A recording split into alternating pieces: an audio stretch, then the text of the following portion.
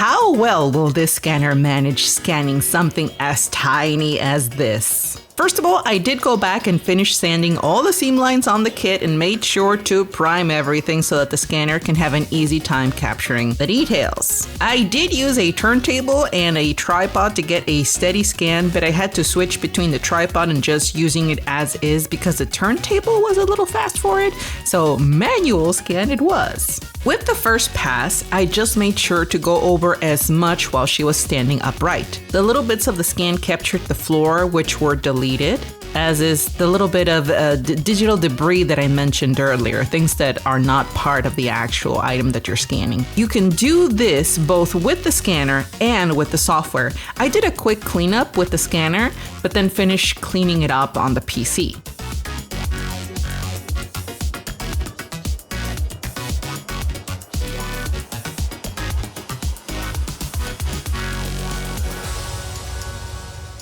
When the scan was done, I just go into the settings and tell the scanner to create a mesh to get the file ready to be worked on over on the StarVision software. I continue to make more scan files by laying the model flat so that I can capture from the bottom to the top of the head with a little more ease, and then try to scan the little wings again, but that's where the scanner had just given up, couldn't capture any of it. So I think that's the limit of the camera itself and the sensors to be able to pick up something as small as that.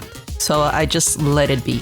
With all the files ready for merging, I then went back to my PC and started to fuse all of them together to finally get a brand new model from everything. It lets you fuse two files together to create a new one, and then you can take that result and add another scan file to fuse it with that one. That's the only thing that I kind of didn't like about the software, that you could only fuse two files at a time and then fuse the result with another file and then so on and so forth. So you ended up with a ton of new files to be able to create the final one. When you're fusing the files and the markers are not being recognized on the surface automatically, and it gives you like an unaligned weird blob of a result, you can go back and place those markers manually yourself to tell the software where to look to get those parts connected to each other. When everything was said and done, this is the final result.